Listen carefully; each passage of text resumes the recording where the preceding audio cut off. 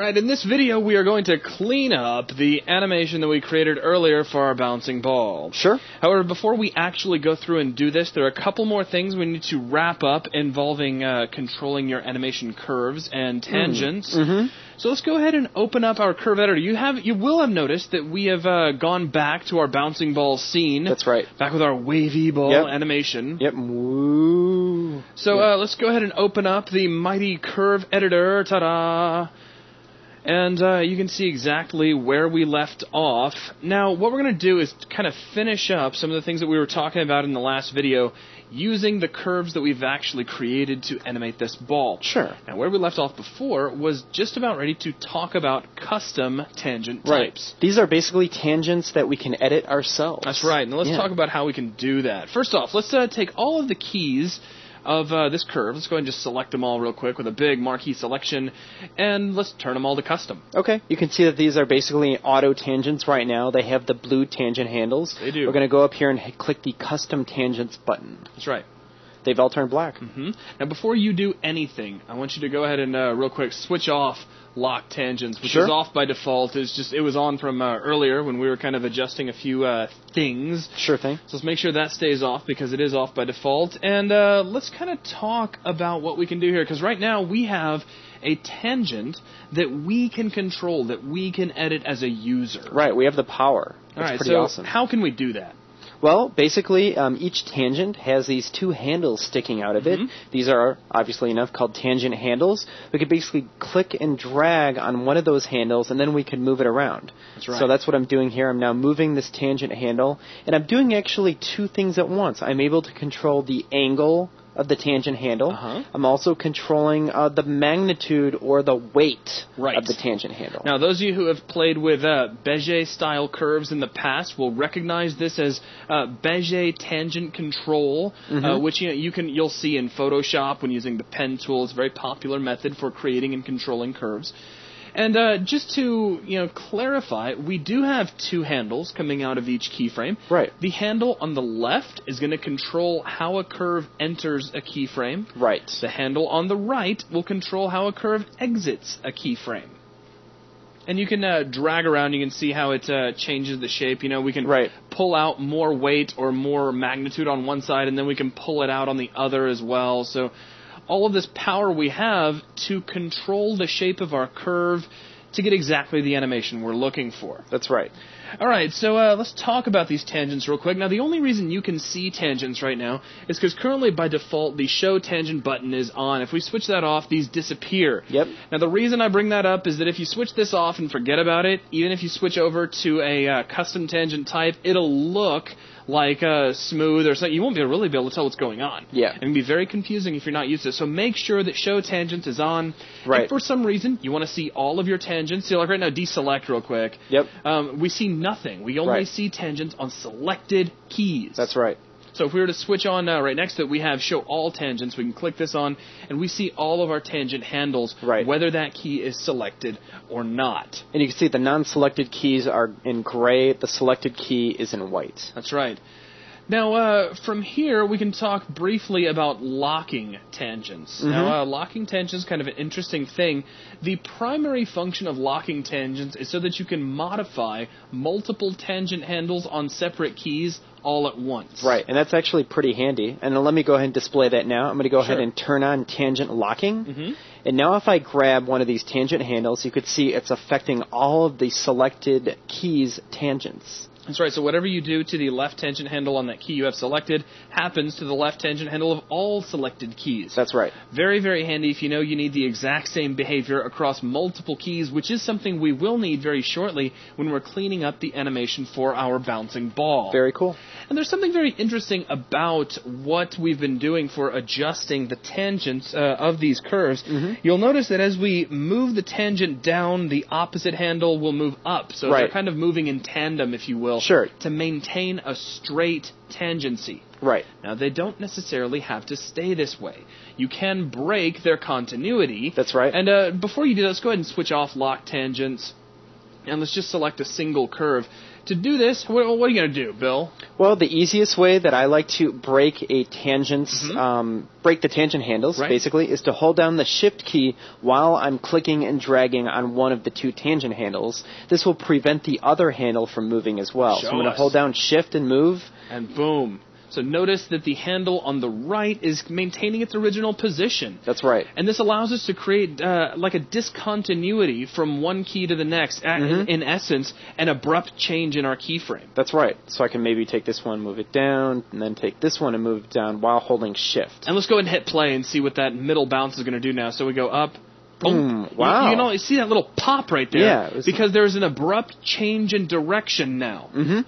So, it's a way that we can control the tangency on both sides. This will become very important later. Now, you have broken this, but what would happen if you let go of Shift and try to drag? It's still broken. Yeah, you'll notice that they're going to remain broken. Right. They don't necessarily have to stay broken like this. Right, you can unify them again. You can unify them again, and this is where lock tangents is going to come back into play. Right. If you switch lock tangents on, notice that as you move one handle, the other one's going to kind of change its angle along with. Right. Now, because you have such an exaggerated angle there, you can get some really wacky shapes as you move things around. Right, but now if I hold Shift, while holding Shift, it's continuing to break them. I let go of Shift, and because we have locked tangent handles, it's locked again. That's right. So they will move kind of in tandem with one another. So hold Shift, move, let go of Shift, and now they're sort of unified once again. That's right. Now, if you need things to get back to a nice flat shape as quickly as possible, probably the quickest method I can think of is to grab your key and switch it back to auto tangent and then back to custom real quick. Right. And in fact, you don't even have to do that. As soon as you start dragging on it, it turns black,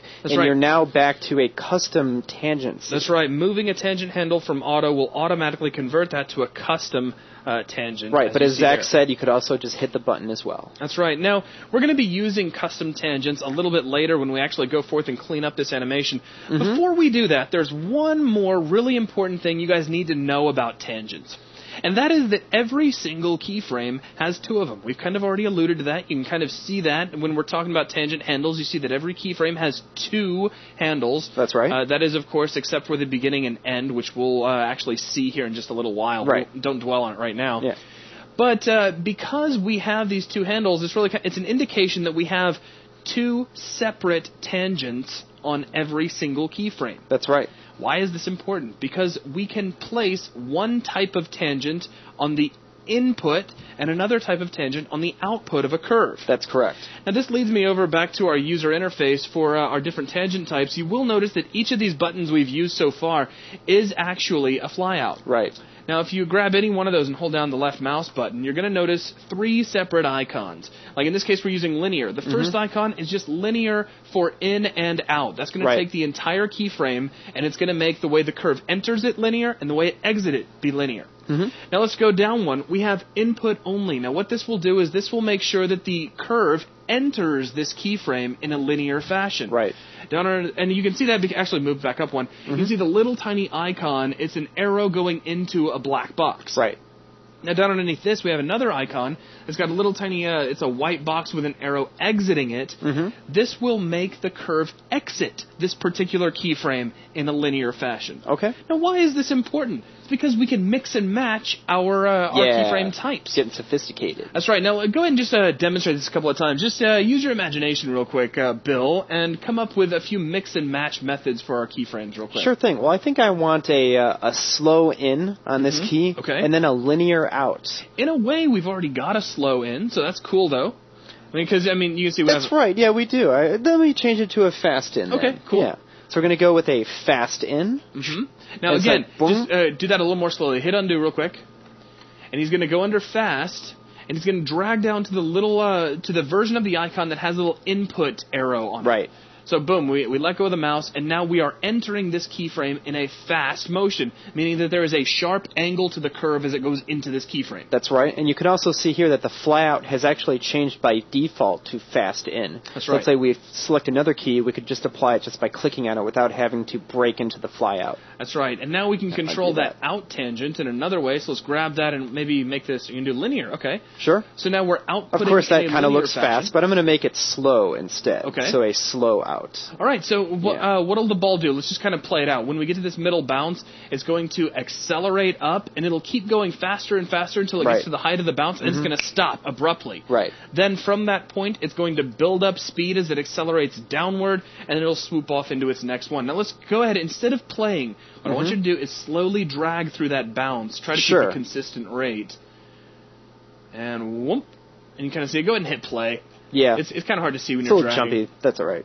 Boom. There's a real abrupt change in direction right as you get to the top of that. Sort of like almost bouncing up to the top and then slowly easing out. That's right. Now, when you are first starting out doing keyframe animation on your own, you will probably decide that you don't have to do this. You'll be like, oh, well, when am I ever really going to use different tangent types going into and out of keyframes? The answer is sooner than you think.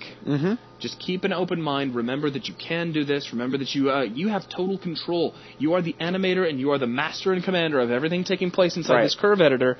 You can control the entire nature of this curve. Remember, entering and exiting a keyframe. That's right.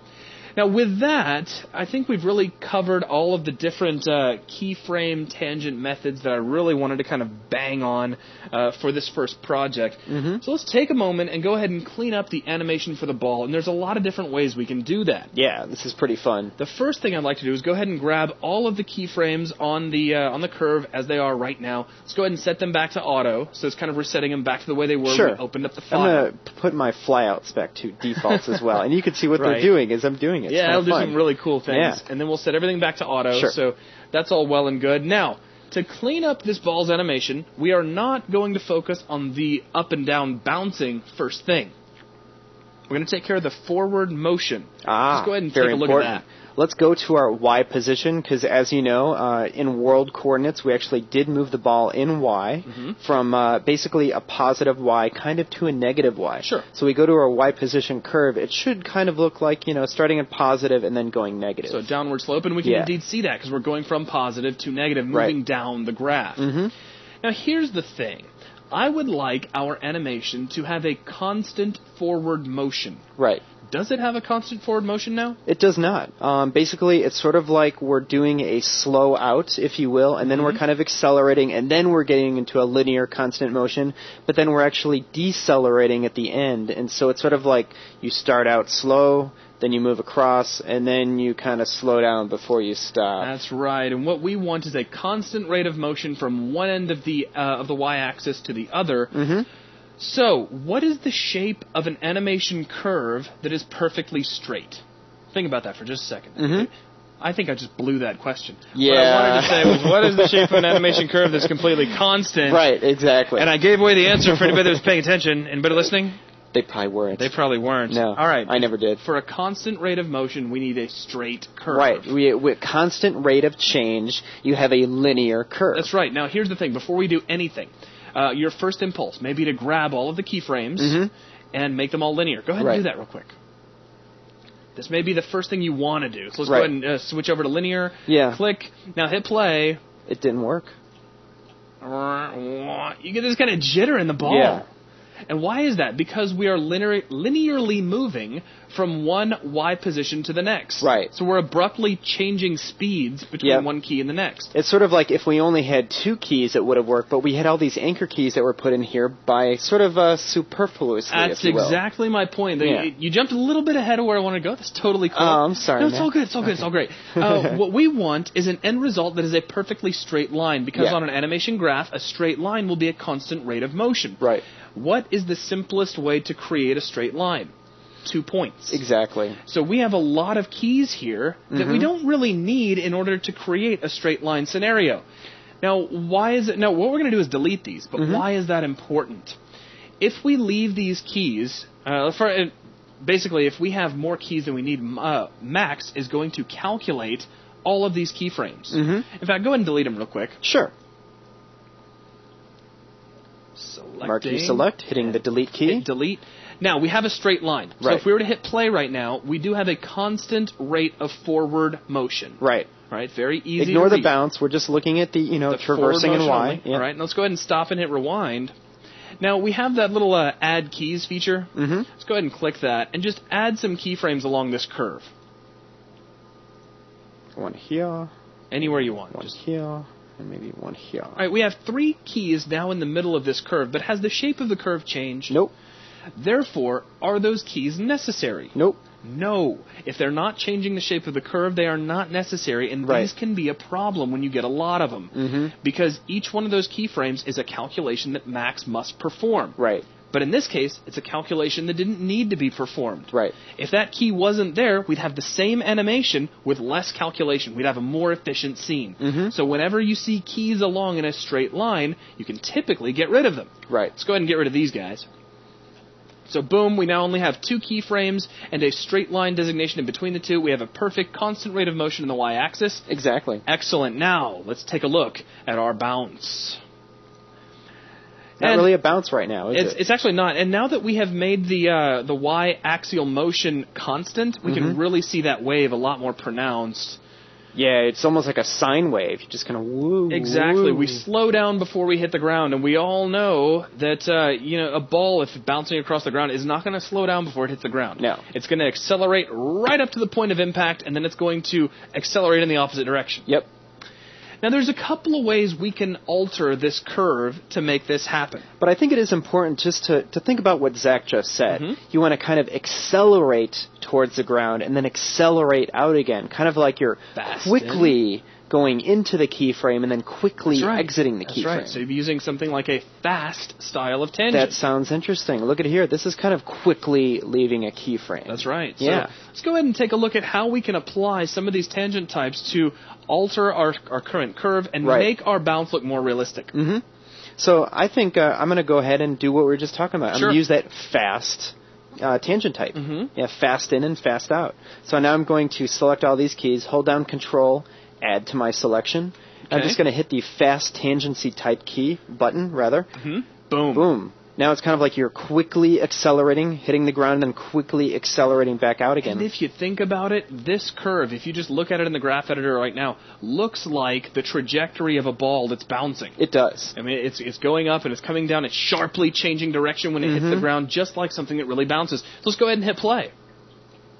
Bam, boom, bam, dink. Looking a lot better. Tons better. All with like one real click of the mouse. Yeah, one click, we got a bounce. Now, in this case, that's not going to be our final fix. No, we're going to take a little further. I'm sorry, we're going to go just a little bit further, and we're going to customize each of these keys. So we're going to switch everything, grab all of our keys, we're going to switch all those over to custom. Go ahead and grab the bottom ones. Oh, you did. I'm sorry, you already had the bottom one selected. That's me paying attention. Did you like that? Now, because we had all of the keys, or actually we had a shape to the curve already kind of set up, and then we switched over to custom, you'll notice that we kept that curve shape, which is very handy, because from here we can now edit these tangents just a little bit to get a much nicer bounce. Now, how do we want to change this?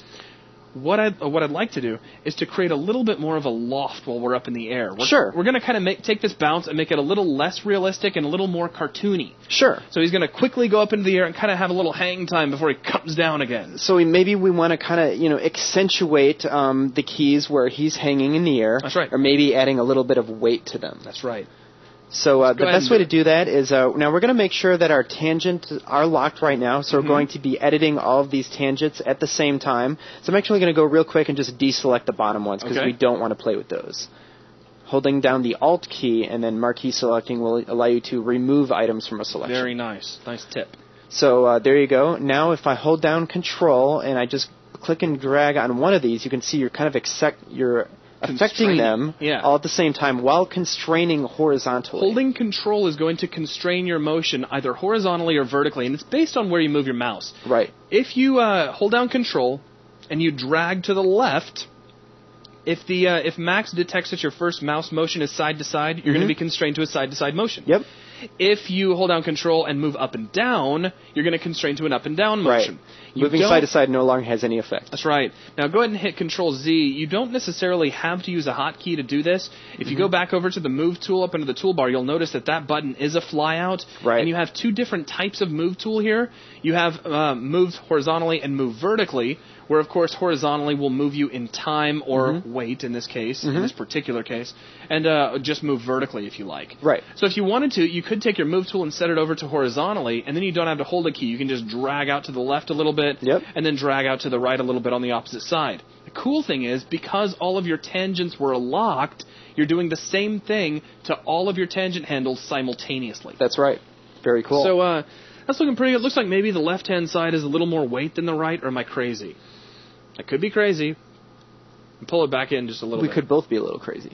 I think right about there. Right there. Okay. That's looking pretty good. Sure. So now we've got the upper area kind of weighted. The only thing I don't like is that now on our ascent and descent, we kind of get this constant rate of motion. Right. Maybe we want to add a little bit more punch to our bounce. Yeah, so let's maybe go down and grab all of those curves. And before we even change anything, let's go ahead and hit play and just see what we have. Sure. It's always nice to, kind of keep updating and seeing what's going on. Yeah, it's always important to be playing back your animation as you're going. I see that hang time in there. Yeah, that doesn't look bad. You can really kind of see how he kind of sticks up in the air for just a moment. Very nice looking bounce. But it just doesn't look completely the way I want it to yet. And part of it is because we have this constant rate of ascent and descent. Right. Where, as you're coming in toward the ground, you should constantly be accelerating, and as you go back up, you should constantly be decelerating. Right. And to do that, we can add more of a parabolic shape to this. Instead of this line here, maybe just keep it curving. Sure. So the best way that I would like to do that is to use custom tangents to edit all of my tangent handles at once. And because we have tangent locking on right now, I'm going to, I'm going to actually hold down the Shift key. So that we can only have to affect one of the two sides. That's right. You're making sure that you're moving these guys individually. Right. Now, notice that his move tool is currently set to horizontal. That's right. So he's only moving side to side. Sure. We're not actually affecting the magnitude of this. That's right. I can actually go back and select this and put it back to our full move tool, hit undo. Now when I hold Shift, I'm actually able to control the magnitude as well. So either way not really necessary, but no, you could get away with just side to side. Yeah. So however you want to do it. So if you really want to get fancy, you could hold down Control and Shift at the same time, and now you're constricting from side to side while breaking those tangent handles. Now you are so fancy. Yes. So let's go ahead and grab the other side, and we'll do the opposite motion, and you'll notice that cleans that up as well. Now what you want to do here is just kind of tweak things out until you get a nice, smooth, flowing arc up into the air that kind of goes up and comes back down. Sure. And it might be a little bit different for everybody based on, if there's any changes in your keyframes, any different locations for your tangent handles. Just play with it for a moment. And, if you are following along with us, before you actually finalize this and get it looking the way we do, take a few moments and make some different shapes. Right. Play with some of these different tangent types that we've shown you and see what those tangent types are going to do to your animation. Yeah. The cool thing is right now you've got a bouncing ball, which is very easy to see. And right now, the exact path that you see up in the curve editor is exactly the way that your ball will move across the bottom of the screen. So this is a great way for you to get used to how animation curves are going to correlate to animation down in the viewport. Yeah, change it to linear, play it, change it to step, play it, have some fun. Have fun. Have a lot of fun. Keep saving your scenes, make sure that nothing tragic happens. Right. But aside from that, you're not going to break anything. Yeah, and you could always undo as well. You can always hold and fetch too. Yep. All right, so let's see. Let's go ahead and hit play. Bam, boom, bam, dink. And, we're getting really, quite a bounce there. Yeah, we really are. So I think with that, we've got the bounce all nice and cleaned up. I think I'm happy with it, and that is going to wrap things up for this video. Thanks a lot. Thanks, everyone.